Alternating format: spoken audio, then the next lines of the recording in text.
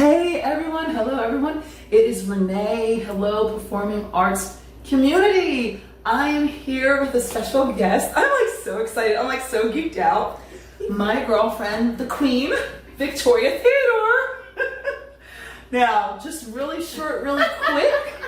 I'm like so excited. We are here at her apartment here at Bristol. I had to come to Bristol Riverside Theater today to come and check her out. And I will let you know why in a minute as well too. But we worked together a couple of months ago in Jelly's Last Jam. She is an amazing woman, amazing musician, composer, arranger, polyglot, Tai Chi. Sie sprechen mit mir auf Deutsch. She makes me practice my German. She's like, yeah. And the Japanese. She speaks Japanese as well too. Traveled all over the world with some of the most amazing musicians. The Stevie Wonder, am I right? Right? Beyonce. Beyonce tour, and there's, I'm sure, a whole list of many, many more. The jazz, right? From the jazz to the pop to the rock to the soul. Whatever the job needs. Whatever the job needs, and we love that. But she just finished actually wrapping up last night, right? You were here. They were doing a musical read, Greenwood, right? Correct? Greenwood, about the Tulsa massacre that occurred. And it's a very heavy subject, but the writing team has created the musical in a way that leaves you feeling hopeful because of the resilience of the people who rebuilt. Which is amazing, and that's the Black Wall Street, right? There, Wall Street. That's right. So she's this lady. It's incredible because the historical content in the musicals and things that you've worked on, I love as well too, because I love history and I love our history and just history that's just speaking, to people, all colors, all everything, and just keeping it positive. So let's see. So you had that last night, and while I was setting up, she had an email because she had to get these emails done. Now she leaves back for California tomorrow to LA. But can you please tell us, and this one's exciting for me because I'm hoping that, my connections in Philadelphia, because it's such a historical, this woman, this figure, can you please tell them about what you were working on now, the musical that's coming out? Well, I've been working on this for 7 years. It's a musical about the opera diva, Marian Anderson. And the musical basically tells her life story from being a Black woman in Philadelphia in America and trying to pursue a musical career, and it was a challenge. So she had to go to Europe, like so many Black people did in the 1920s and 30s, and she became a massive star. Came back to America in 1939 and wanted to perform at Constitution Hall, which was going to be the venue big enough to house an audience for someone of the caliber that she was. Right. And unfortunately, the venue was run by the Daughters of the American Revolution, and they were horrid. Yeah. In their charter, it said no Negroes. Yeah. So they refused her. And in response, Eleanor Roosevelt, the wife of the president at the time, Walter White, the head of the NAACP, Harold Ickes, the Secretary of Interior, I believe he was, all got together with Marian's manager, Saul Kurok, and they put together a concert in front of the Lincoln Memorial, April 9th, 1939, and Marian sang for 75,000 people. Awesome. And what's considered to be one of the first non-segregated audiences, certainly in DC, right? Maybe in the country. Probably. Yeah. It was broadcast, and it cemented her fame in America. So she went on to become one of the most famous people on the planet. Yes. And she broke barriers. She was the first Black woman to sing at the Metropolitan Opera in New York City.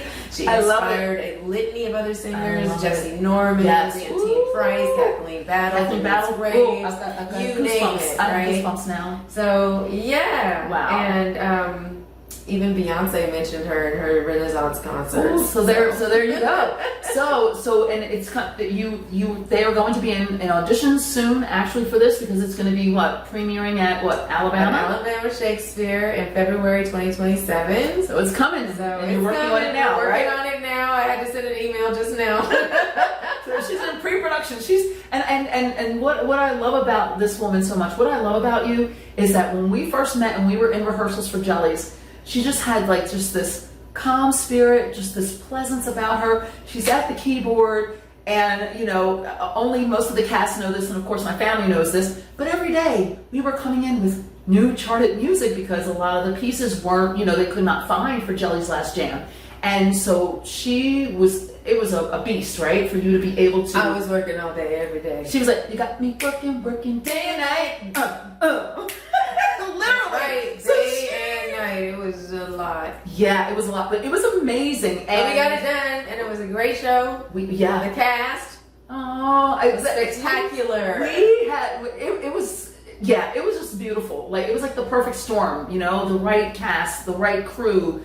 The musicians, the musicianship was insane. And every night before the Honeys, because we opened the show and I would pray, please don't let me crack, please don't let us fall down the steps, and please let me shut the door. But we would sit there and we'd be like, hi, Victoria, like waving and blowing her kisses as we see her, and she's like, okay, watch me. Yeah. As we would go through the door. Run that train. Get ready to run, literally get ready to run the train. And her man Dave with the drums all the way diagonal to the back. I'd sit there and just jam out with them. But it was just such an amazing production.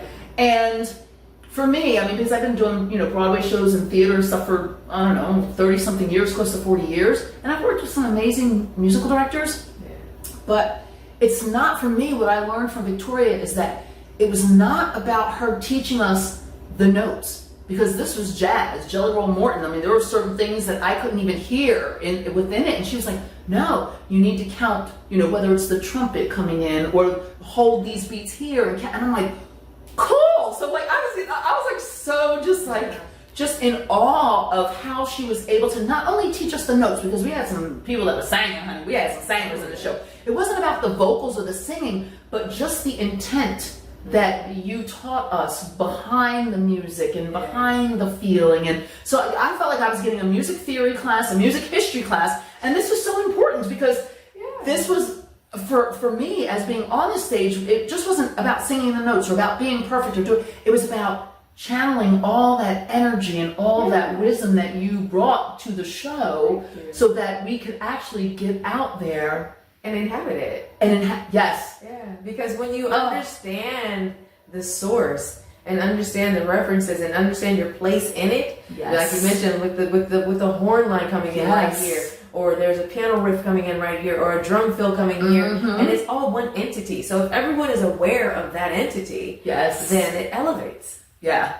And that was just like, it was just brilliant because and the show, I mean, you know, and I'm thinking as well too, you know, from doing different standard musical theater shows, okay, here's your 3-part harmony and you sing on this and that. No, this was just like, it's jazz, it's blues, it's ragtime, it's the rhythm, it's the different syncopated, just the technicalities of it, of the music. I love music so much, and as most of you know, but for you to be able to get that out of us, out of the talent, and then out of your musicians at the same time, like literally when we were standing there and, you know, the trumpet player, and I'm just feeling the wind, I'm like, whoa, you know, you can just feel, because the pit, they were all on stage. It was fabulous. It was amazing. Like all of them were on stage with us, and you could just feel that wall of sound, you know, just like, just going through us and right to the audience. Yeah, well, it's just a spectacular score. Luther Henderson did a phenomenal job, and just being able to bring that to life in a way that supported the phenomenal story by George C. Wolfe and Susan Birkenhead, and just, it's a classic that doesn't get performed enough. No, probably because it's really hard. It's really hard show. It's like a quadruple. Like for me, it's like a quadruple threat show because not only do we have to sing and act and dance, but then some of us were like, okay, now I'm going to play the upright bass. Or now I'm going to play the piano. I'm like, oh, okay. No, the saxophone. Or the trombone. You know, just like amazing. But it was so fun. It was so much fun. So I am so thankful for you. I am. I was feeling down for everything that you were able to just. Well, it was a joy, and trust I have to say thank you to the BRT folks, to Yay, Amy and Kay, to Yes. Tyrone, our director, for making it happen. Yes, To the entire cast, the band, everything. It was a wonderful experience. Yeah, it was brilliant. I don't know. Hopefully, we'll see. Right? We'll Fingers see. crossed for things happening. But thank you. Maybe I gotta write one. Oh, okay. It's on film, so now you're gonna write. She's gonna write another musical right now. I already got two. She's already got two in the works. Get to number two. She's got two that are brewing right now. But I'm like so super excited. So these are questions that I came up with for our performing arts community. Okay. And then toward the end, when we wrap up, then I definitely want to have you share, how we can find you, how, the young inspiring artists that are either songwriters or producers. I have a lot of students that are on the site already, and they're writing and they're doing a little bit of everything. And I'm like, oh wow, Darius, why didn't you tell me you played piano? Why didn't you? So they've got like all these, new talents, and they're young, and they're just like, wow, okay, well, what do I do? Yeah. So some of these questions are going to be for them. Hey, look, I say the young and the old. Look, I'm older and I'm still growing, so that I can be sitting in your presence and learning from you. That I think for me, that's the key to a long life and a blessed life. If you stop learning, you stop living. Ooh, truth. Say that one more time. If you stop learning, you stop living. So keep living, and keep learning. There you go. That's like a best. Take that, run with that, please. Okay, so here we go. So, and we did mention, because I introduced you, and so you can she can go through her file of facts of the fierce people that she's worked with, because I'm curious about this one. Okay, so here we go. So when you think about the artists that you've worked with and that you've respected the most throughout your career, what qualities made them true professionals beyond their talent? Oh, that's good. I would say dedication to developing skill set. Right. So when I was touring with Stevie, everywhere we went, Stevie Wonder. Everywhere we went, he always had a keyboard with him. So he practiced, even with all of his accomplishment and his superstar status. Beyond superstar, icon status. Yep. He played every day. He sings every day. So the skill set is constantly honed. And the same goes for Beyonce. She's a worker artist, right? She does not rest on her laurels. Wow. I mean, I've been in situations where she's like sitting right here and I'm playing for her, and the voice of an angel comes out. On the big stage, the voice of an angel comes out. It's consistent because she is consistent with the work ethic. So those are the things that I would say are in common with those two. Can you repeat that? Consistent with work ethic. They do the work. The same goes for Lin-Manuel. So I was in his movie Tick Tick Boom and part of his show Freestyle Love Supreme. Oh, was that with the rappers and everything? Freestyle Love Supreme? That was okay. Yeah, so that's his original show that he developed with his friends in college, that still are in his orbit today, which that's the other thing I will say for both B and for Stevie. They find their tribe of people that enhance them. Right? So the people that surround them help to allow them to be able to focus where they need to focus, but also push them in ways that help them develop their artistry even further, because there's never a ceiling. Nope, shouldn't be. There's never a ceiling. There's paths of growth. Maybe you reach the pinnacle of a particular path of growth, but there's this one over here to try. So there's always some place to go. And there's loyalty on both sides. So they both have demonstrated where the people they work with, they curate them specifically for those attributes of excellence and loyalty, and they're around. And that's amazing. Beautiful to see, because so many times you hear about people who they'll use somebody at the beginning and then they move on and they they don't even consider taking care of the people who've helped them along the way, and that's not cool. No. You know? Wow. I mean, now, if they're terrible people, okay, but that's an issue. That's a whole other, Yeah, but the common thread with all of them is they're very hardworking. They appreciate the gifts they have, and they continue to hone them. Wow, that's important. Wow, that was you answered like probably my second and third questions too. Oh, okay, this is a good one. We'll do this one. If a young performer asked you, how do I prepare for a successful career, what advice would you give them? Well, this may be controversial, but the first thing I always say to young people is, if there's anything else that you can do that will bring you joy, do that. Because the level of commitment and having a heart of service to the art is so challenging that I would say, if you can do something else, be happy to do that. Now, if your heart truly tells you I can't do anything else, good for you, but be prepared, because it's going to require time, sacrifice, focus, service, energy, relationships sometimes. And there's certain standards, right? So when I was in junior high, I probably practiced 4 hours a day. In high school, I probably practiced 6 hours a day. Wow. And this is what, all the instruments that you play? Piano, mostly. Okay. Yeah. And then when I was in college, I practiced 8 to 10 hours a day. On top of coursework. So of course I still took my classes, but basically what that meant for me was I never went to movies, watched television, go to parties. I didn't do anything. Now, sometimes that's a good thing to do, and everyone's going to be different, so measure it for yourself, but do be aware of the decisions, right? So if you decide I'm going to go and watch these TV shows, be aware that that's time taken away from your performance. From your craft. From your craft. Yes. Right? Yes. And again, that might be the right thing for you. I don't know. I can't judge for you. For me, I wanted to, and that was the thing. No one could stop me from practicing. Yep, same. Until it was like, 10 Time to go to bed. It's like, okay. Yeah, time to go to bed. Now, Renee, that was me dancing twirling all across the floor and stretching and whatever else I was doing. Like I couldn't sit still all day, all night. My favorite thing was practice. I still, to this day, I would love to be able to find time to practice 6 hours a day. And this is coming from someone you've been in the business for what, over 40? Like, I say over 35. It's a long time. Oh, well, she's had a very long career for decades. Her whole life since she was young. Since like 4 I started years playing old. when I was 2. See, and I started dancing when I was 4. Yeah, 3, 4 years old. My mom was like, "Oh my gosh!" First professional gig when I was 14. Wow. Yeah, it's been a full life. And then some. And then some. Yeah. It's pretty awesome.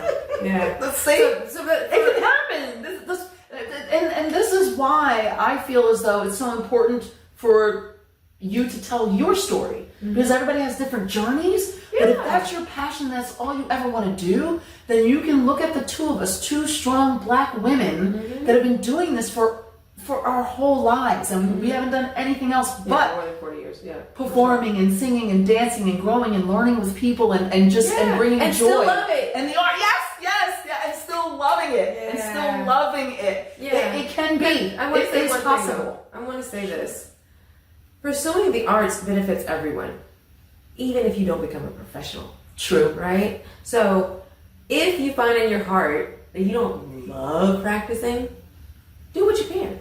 Yeah. Right? Just be aware that you probably won't become a professional, but that's okay too. Because I've had so many students that want to play piano just so they can play piano. Yes. They don't have any aspiration to perform. They don't have any aspiration to be a music director or have all the demands of being able to sight read on the spot and nail it. Right. That's a skill set that needs developing. And if that's not for you, that's fine. You want to just enjoy music because you want to just play it. And there's plenty of, I've met so many people who are technically amateurs that are phenomenal. Same. But they don't have it in them to pursue the career with all the ups and downs. Right. And that's okay too, because then they take that and they're the enthusiasts and they're the ones that are, giving us that energy and that synergy back and forth as the audience, or even being behind the scenes. I have people that are like, no, I don't really, and they just blossomed, whether it's tech or crew, building things, set design, sewing, sound engineering, being behind, writing, scoring. There's so many, right? There's so many ways of our business. There's so many different ways to be able to participating in the arts, whether it's just merely as a listener, it could be as a critic, it could be as a support musician at your church, That's it right. could be playing for Anywhere. schools, Communities that- yeah, exactly. playing for Anywhere. nursing homes, excuse me, Yes. playing for nursing homes. It's true. There's so many ways, So right? many So ways. if you love the arts, keep doing that, Yes, right? and Don't if be you- discouraged from No, that. please don't. If you want a career, though, you have to look seriously at what kind of commitment you're willing to put in, because you will reap all of it and then some. This is true. All right? This is true. The music is definitely reciprocal. If you have a heart of service, what I mean by that is you don't make it about yourself. It's not about showboating. It's not about And that's your hard. ego. That's hard too, because then we have to check that and go, okay. Yeah, because it's boring. It's Right? true. You think about people who just get up there and just want to show off their chops, you know, and so their guitar, piano, 5 minutes of that, and you're like, yeah, okay. Yeah, okay. Right. So you move fast. And what else? Right. But what can you do to move me? And sometimes that's going to be a single note, well placed, right? But to figure out that well placed takes 10,000 hours. Literally. And then when you're judicious about when you go, then it's impactful, right? Yes. But again, that comes from tons of hours of figuring it out, Practicing the experience, finding a growing, coach, the coaching, the mentoring, playing with other musicians, playing with singers. So all the things that you learn from that. So for the young artists that do want to pursue a career, be prepared to just do that. Yeah. Just work on your skills. Yeah, and it can be that simple, you know. And I know that, you know, these days as well too, you know, with our youth, everything's on Instagram and how many likes and who's this and who's that. One of my students, his name is Darius, and it's actually on our community page, and I'll share that with you when we finish. Okay. He wrote a song called Perfect. Okay. And he talked about, I'm trying to be perfect, but I'm not a perfect person. Because, you know, you got to get straight A's. You got to do this. You got to. And our youth, sometimes it's so it gets to be so much pressure, and then you don't. The thing that gives you the joy, right? The dancing or whatever, or the musical theater, or the playing piano. All of a sudden, it becomes a burden instead of a joy, and it becomes pressure. But he wrote the song. He played it at a Juneteenth concert in front of like 300 people that he didn't even know. He just signed up for an open mic. Played the professional musician's keyboard. Asked, "Can I play?" And I'm sitting there like. And his parents were there, of course they knew, but I'm like going, you didn't know. no, because we're tap dancing and singing and doing, you know, we're doing other things that he needs to build himself up as a dancer, but it just he wants to be a triple or a quadruple threat. But it just poured out of his heart of like, and then these young teenagers came up afterwards, and that's what I loved because they were inspired by what he said about, we're not perfect, we're trying to navigate this world. That's it. That you know, that just gave me goosebumps. You can't be afraid to ask for help, right? Because if you really want to do it because it's your calling, not because you're looking for validation, because that's going to fail. Yep. Not because you're looking to brag, because that's going to fail. Been there, done that. It's too difficult. It's too difficult. So you have to go into it for the right reasons. True. And if you do, you will reap the rewards in various ways, not necessarily monetarily. Sometimes, but not necessarily so. Yeah. But you will reap the benefits of attaining higher levels of artistic expression, and understanding that you can't gain any other way. It's like walking through a door. You can't understand what's on the other side of the door till you go through it. Yeah. So the going through is the work. Right? Yes. You go through the work, you get to the other side and like, oh wow, this is a whole new world. Yes. And that's worth pursuing. Yes. Right?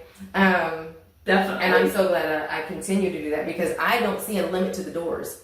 One door after the next, after the next, after the next, after the next, and I'm hungry for it. Yeah. So that's the fundamental difference. Yeah. If you're hungry for it, you'll know. Yes, yeah. And It sets you apart. it does. It sets you apart as well. And then also too, not just the hunger, but the wanting to be able to focus on, you know what, this is my goal, whether or not you reach what you think your goal is. Like for me, when we did Jellies, my goal was, okay, yay, I don't want to get injured, I don't want to get sick, and I want to enjoy the time on stage with the youngins, you know, like literally. And it was just, for me, it was like a testimony of, oh my God, I still got this. I can still do this. Yeah. Like I can, like grandma here can still like be in it, and it was a beautiful thing. And you and I, we spoke about this earlier because we also had lunch. You like the three other questions I had, you just wove them beautifully. So I don't, because then it will be repeating ourselves. But there's something important that I wanted to share as well too, that's on my heart, and I want to ask you, because you told me over lunch. So we scouted lunch, and which was a beautiful thing. And I would say maybe over the past 2 months, a few people have like direct messaged me, whether it was on Facebook or Instagram. Hey Renee, I was doing theater or musical theater or dance, but I'm trying to get back into it, and can you help me, set a journal or a schedule of, what are you eating? How are you maintaining your health and your body? Sure. And you know what I mean? And so you and I started speaking and talking about that at lunch, as we had like a nice, yummy, avocado with the salads and the just all natural foods. Yummy. So I'm asking her, like, how do you maintain, like, how does she she's got so much energy. You glow. She glows. And so, so some of the people, they kind of already know my regimen, because at this point in my life, I'm like, what, I'll just videotape myself exercising. Because, you know what I mean? Like, I don't really care. Do you know what I mean? Like, if it's going to inspire someone else to just get up and do it, even if it's just a little bit at a time. Not saying you to do what I do. You just walk for 5 minutes, or, drink a little bit more water. Start adding some things that that's going to take care of you, because this business, right, of show, and her traveling, like we were even talking about the travel, like when she was, in Japan with this person and flying back and forth. So can you tell us just a little bit of like what your daily health regimen is, like what you do when you wake up? So I would say, let's start with the sleep hygiene. So the most important thing for me is that my devices, now there's so many people online, you can find this all over YouTube, proper sleep hygiene, right? Mm-hmm. So my devices sleep in the living room. I do not allow my devices to be near my bed because it's too addicting. Yes. If it's there, I'm going to grab it. Yep. Just like everybody else, I can be addicted to it too, and I don't want to be. I want to be able to free myself from the addiction to anything, right? So everything that I do is a conscious decision. That's what I want to do. So I found the best way for me to do that with the devices is to have them sleep in another room. Now, usually I don't have an alarm. I just let my body wake up when I wake up. Now, if I'm on a schedule and I have to start rehearsal at 10, then okay, I'll use an alarm to make sure, because I am a sleeper. I can. So am I. Thank God. Yeah. I can I sleep anywhere too. Yeah, but so many people in our age group, I know, they have a hard time. So I really feel very lucky that I have that. But sometimes I use an alarm, but it'll still be the alarm in the other room, because it's not there. I try to shut down devices an hour before bedtime. I know technically it's supposed to be more than that, but realistically, I'm trying to be real, right? Yeah. So an hour before I go to sleep. There's a fly on the wall. Get it? If I can only be a fly on the wall, with Victoria, then hear her. I'm going to cut that. So I wake up in the morning, and the first thing I do is I try to do a mental head-to-toe check. So thinking about if anything feels out of place, and asking everything about me. What do you need? Do you need oxygen? Do you need moving? Do you need water? Do you need to stretch? Whatever it may be. And then I get up and take care of myself. Then I usually like to do some type of workout, right? So I usually like to do, that's not true. I usually start to do some sort of practice. Oh, so right? Play piano. I play for like an hour or two. That's nice. If I get up early enough. If I don't, then I go straight to the workout. And so with my working out, I like to do a combination of yoga and Tai Chi. And on the surface, it may sound like that's easy. It's not. Oh, it's not. Yoga's hard. Are you kidding me? Hard. And the Pilates as well. That's what I do. You're like holding stuff, holding positions, holding poses, and then breathing properly, through the holding of the poses, to the point where the muscles start shaking. Yep. It's really low impact, but it's so good because it allows for high level flexibility and strength building and oxygenation of the musculature and just wonderful things. Just everything. And then I missed the part where I'm getting this all wrong. I get up and I'll have a little breakfast, and I usually like it to be a high protein, so I'll do like an egg with some macadamia, maybe. Some spinach. Page, just like so fun. And so then I'll practice, then I'll do my workout, then I'll come back and get dressed, and then I'll have my lunch, Yeah. Usually for lunch, I have some sort of salad or fresh fruit or a combination. And then I'll, not on a day, if I'm not on a project, right? So just at home. Yeah, but okay, so now tell me, because I remembered that was one of the things that actually connected us once we found out that we had traveled the world and did this, that, and the other. And it was you, myself, and Dave. I think it was maybe after the first week of rehearsals at Jellies. Okay. And because you saw me, I was in motion and moving all the time anyway. Yeah. But also too, I noticed you would get up like in between because she's sitting at the piano and she's playing, and Dave on the drums. So every break, I noticed that about you. Do some kind of stretching. And she would stand up, and so then we're like stretching and we're talking. Deep squats. Deep squats, yes. Arm circles, shoulder, Totally. That was the first, after that first week, that's what I noticed. And then I remember just gravitating toward you and Dave because you did the same exact thing. Yeah, he was like doing his fingers from the drumming and the whole, like right away I was like, oh, these are fierce people. They're keeping it moving. They're keeping the blood circulating. Oh yeah. Do you know what I mean? And which is and the deep breathing, because I know sometimes when I get nervous or excited, then you stop and you start to do the shallow breathing, and then you're dancing or singing because it's different. You know what I mean? It's you have to be conscious about it. Way of breathing. Go ahead and breathe. Go ahead and do the stretching. Yeah, or laying on the floor. Just to, you know what I mean? Just to like get your center back and the spine realigned and all that. But that's what I remember. I think the most, and I was like, check it out. She was like, I don't know, you were lifting your leg behind your back, and then you were twisting, and I'm like, oh, okay. She's doing the thing. Yeah, it's true. So I just like to really, before I decided, I knew as a kid I wanted to be a pianist. I was 12 years old. I went to see Andre Watts, the African-American classical pianist, and I knew right then that's what I wanted to do. But I was also a dancer. That's right. And when I was 14, I had to make a choice between dance camp and piano camp. And so piano won. Yeah. But I've always been a dancer in my heart, even if I can't do anything like what you do. But I should be moving. In my mind, I can't. I do my little thing. But the thing that's really important is just being aware of what my body needs and really listening to it carefully and being aware of the fact that so much of our food system in America is based on addiction. Okay? I know.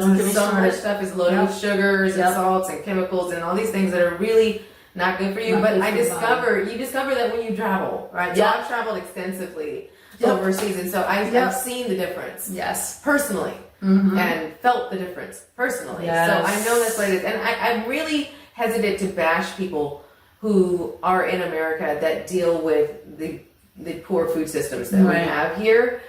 So people who have weight issues, who have physical issues, I don't want to blame them at all, right? Because everyone's doing the best they can. And that's one of my philosophies. Everyone's doing the best they can given who they are in the moment. So I always have empathy, okay? But I also know that once you have the information, then you can utilize it. Then you can apply it. Apply it in the way that works for you. Yeah. So not everyone's going to be able to do this, right? So I have super flexible shoulders. Yeah. Fine. If you don't, you can still do something like this, right? There's exercises, and YouTube has tons of exercises for every level. But finding some way to incorporate movement in your body, finding some way to incorporate eating food that is actually natural. And what I mean by that is it grows out of the ground. Yeah, because it's a challenge being here. Like when my husband and I, when we came back from Japan, and I was like, huh? And then when we came back from Europe, because it would take them hours, and it was a presentation. It was enjoying the moment of breaking the bread, like literally the fresh bread. Exactly.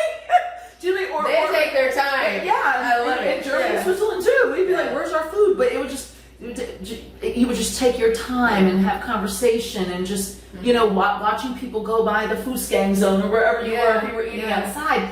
And I remember one of my German girlfriends, Ulla, telling me, she goes, "Yeah, Renee, Americans," she said, "you guys live to work." She said, "We work to live," and that stuck in my. And that was like in the mid '90s back then. Yeah. So I mean, I think like slowing everything down and just finding ways, right? So again, I don't want to bash anybody.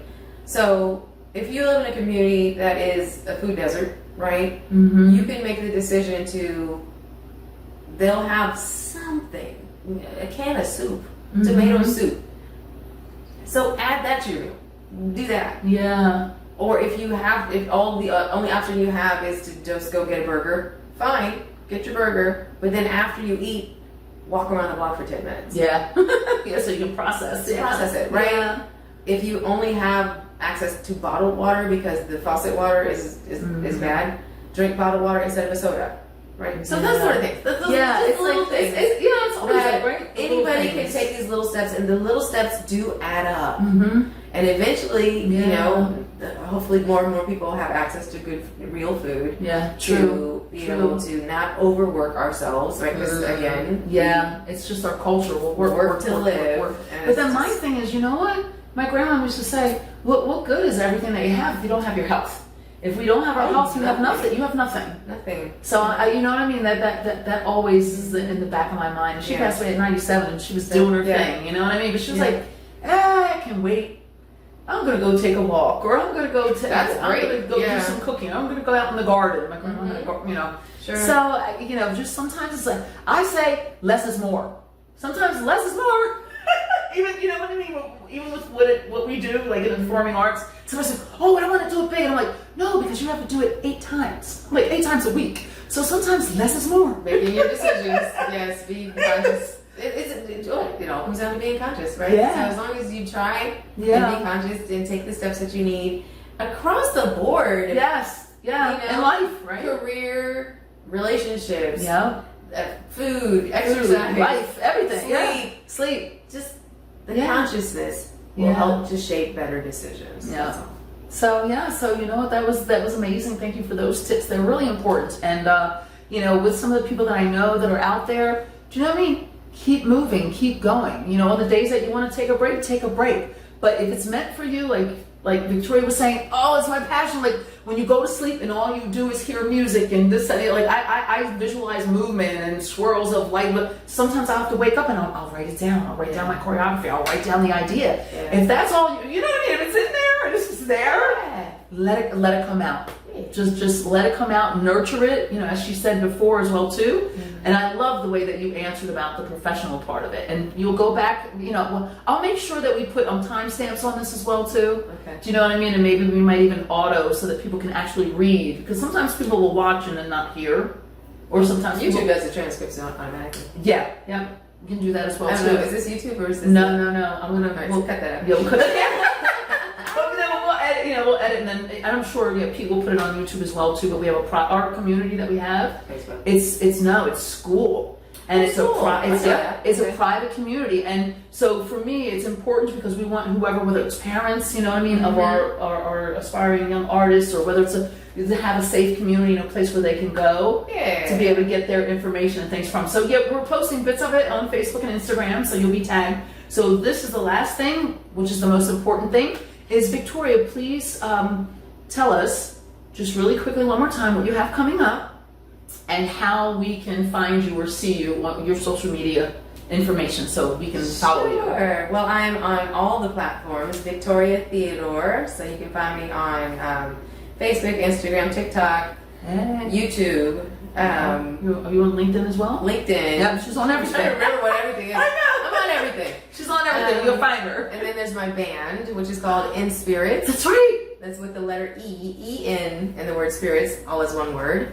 And we have a few songs out on all the Yes, platforms. we do. Spotify, Spotify, Music, yeah. YouTube, Amazon Music. Yes. And we also have a band camp, which is the best place to go because then you can go ahead and tip us directly. That's right. They purchase it there, and it actually helps us. I remember hearing about Bandcamp. That's a good one, actually. It's Yeah, better, it's right? great. than- It's what goes directly to the artist. To you instead of versus getting going- split up. Yep, 50,000 ways. That's a whole nother. So That's a whole The nother. Spotify .0000001. Right. And that's a whole other thing. The music business of the music. That's a whole other interview on a whole other day. I know, right? Yeah. But thank you so much for chatting with me and with all of us in the community. It's Renee and Victoria signing off, and I will make sure that everything that she listed as well too is below, so that you guys can click on the links so that you can research more things. If you're in the area and you're down in Alabama and you want to go see Marian, right? The show is going to be coming within a few months. Shakespeare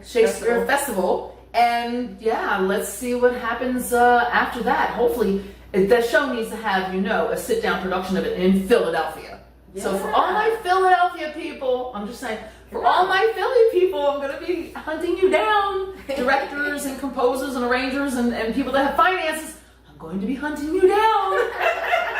So, and that's what I love doing. I love making connections with people, and then and it's just like if it happens, it happens, and when it happens, then but it's out there, and I love that your work is out there. We're doing it. Yeah, we're doing the things, just keeping it moving. Yeah. All right, so take care, everybody. Cheers. Ciao, auf Wiedersehen. What else you want to say in a different language?